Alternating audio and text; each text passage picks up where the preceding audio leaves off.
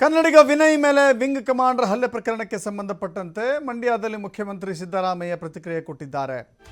ತಪ್ಪಿತಸ್ಥರ ವಿರುದ್ಧ ಕಾನೂನು ಕ್ರಮಕ್ಕೆ ಸೂಚನೆಯನ್ನು ಕೂಡ ಕೊಟ್ಟಿದ್ದಾರೆ.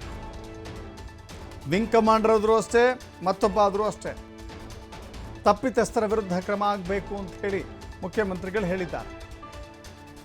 ವಿಂಗ್ ಕಮಾಂಡರ್ ಆಗಲಿ ಅಥವಾ ಯಾರೇ ಆಗಲಿ ತಪ್ಪಿತಸ್ಥರ ವಿರುದ್ಧ ಕ್ರಮ ಪಕ್ಕಾ ಅಂತ ಹೇಳಿದ್ದಾರೆ. ಹಿಂದಿ ಹೇರಿಕೆಗೆ ಅವಕಾಶ ಕೊಡೋದಿಲ್ಲ, ನಾವು ಬಿಡೋದಿಲ್ಲ.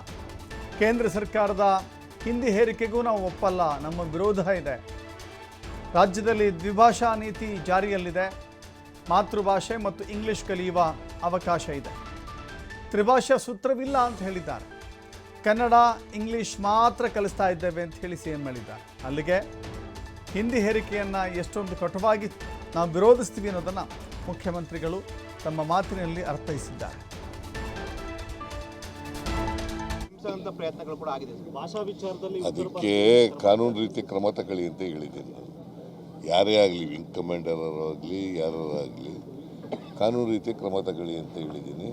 ಇವರು ಕಂಪ್ಲೇಂಟ್ ಕೊಟ್ಟಿದ್ದಾರೆ, ಅವರು ಕಂಪ್ಲೇಂಟ್ ಕೊಟ್ಟಿದ್ದಾರೆ, ಗೊತ್ತಾಯ್ತಾ? ಅದರಿಂದ ಕಾನೂನು ರೀತಿ ಕ್ರಮ ತಗೊಳ್ಳಿ ಅಂತ ಹೇಳಿದ್ದಾರೆ. ಭಾಷಾ ವಿಚಾರದಲ್ಲಿ ನಿರಂತರವಾಗಿ ದಬ್ಬಾಳಿಕೆ ನಡೀತಾ ಇದೆ ಅಂತ.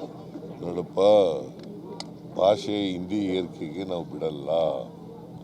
ಹಿಂದಿ ಭಾಷೆನ ಕೇಂದ್ರ ಸರ್ಕಾರ ಮಾಡಿದ್ರೆ ನಾವು ಅದಕ್ಕೆ ವಿರೋಧ ಮಾಡ್ತೀವಿ, ಒಪ್ಪಲ್ಲ ಅಂತ ಹೇಳಿದ್ದೀವಿ. That is our stand, state government stand. ತಂದಿದ್ದೀವಲ್ಲ, ಈಗಾಗಲೇ ತರ್ತೀರ ಅಂತಲ್ಲ, ಈಗಾಗಲೇ ದ್ವಿಭಾಷಾ ನೀತಿ ಇದೆ. ಮಾತೃಭಾಷೆ ಮತ್ತು ಇಂಗ್ಲೀಷ್ ಭಾಷೆ ಇದೆ. ತ್ರಿಭಾಷಾ ಸೂತ್ರ ಇಲ್ಲ. ನಾವು ಕನ್ನಡ ಮತ್ತು ಇಂಗ್ಲೀಷ್ ಅಷ್ಟೇ ಕಲಿಸೋದು. ಕನ್ನಡಿಗರ ಮೇಲೆ ಕೆಟ್ಟದಾಗಿ ಬಿಂಬಿಸುವಂತ ಪ್ರಯತ್ನಗಳು ಕೂಡ ಆಗಿದೆ. ಭಾಷಾ ವಿಚಾರದಲ್ಲಿ ಅದಕ್ಕೆ ಕಾನೂನು ರೀತಿ ಕ್ರಮ ತಗೊಳ್ಳಿ ಅಂತ ಹೇಳಿದ್ದೀನಿ ನಾನು. ಯಾರೇ ಆಗಲಿ, ವಿಂಗ್ ಕಮಾಂಡರ್ ಆಗಲಿ, ಯಾರಾಗಲಿ ಕಾನೂನು ರೀತಿ ಕ್ರಮ ತಗೊಳ್ಳಿ ಅಂತ ಹೇಳಿದ್ದೀನಿ. ಇವರು ಕಂಪ್ಲೇಂಟ್ ಕೊಟ್ಟಿದ್ದಾರೆ, ಅವರು ಕಂಪ್ಲೇಂಟ್ ಕೊಟ್ಟಿದ್ದಾರೆ, ಗೊತ್ತಾಯ್ತಾ? ಅದರಿಂದ ಕಾನೂನು ರೀತಿ ಕ್ರಮ ತಗೊಳ್ಳಿ ಅಂತ ಹೇಳಿದ್ದೀನಿ. ಭಾಷಾ ವಿಚಾರದಲ್ಲಿ ನಿರಂತರವಾಗಿ ದಬ್ಬಾಳಿಕೆ ನಡೀತಾ ಇದೆ ಅಂತ. ನೋಡಪ್ಪ, ಭಾಷೆ ಹಿಂದಿ ಏರಿಕೆಗೆ ನಾವು ಬಿಡಲ್ಲ. ಹಿಂದಿ ಭಾಷೆನ ಕೇಂದ್ರ ಸರ್ಕಾರ ಮಾಡಿದ್ರೆ ನಾವು ಅದಕ್ಕೆ ವಿರೋಧ ಮಾಡ್ತೀವಿ, ಒಪ್ಪಲ್ಲ ಅಂತ ಹೇಳಿದ್ದೀವಿ. That is our stand, state government stand. ತಂದಿದ್ದೀವಲ್ಲ, ಈಗಾಗಲೇ ತರ್ತೀರ ಅಂತಲ್ಲ, ಈಗಾಗಲೇ ದ್ವಿಭಾಷಾ ನೀತಿ ಇದೆ. ಮಾತೃಭಾಷೆ ಮತ್ತು ಇಂಗ್ಲೀಷ್ ಭಾಷೆ ಇದೆ. ತ್ರಿಭಾಷಾ ಸೂತ್ರ ಇಲ್ಲ. ನಾವು ಕನ್ನಡ ಮತ್ತು ಇಂಗ್ಲೀಷ್ ಅಷ್ಟೇ ಕಲಿಸೋದು.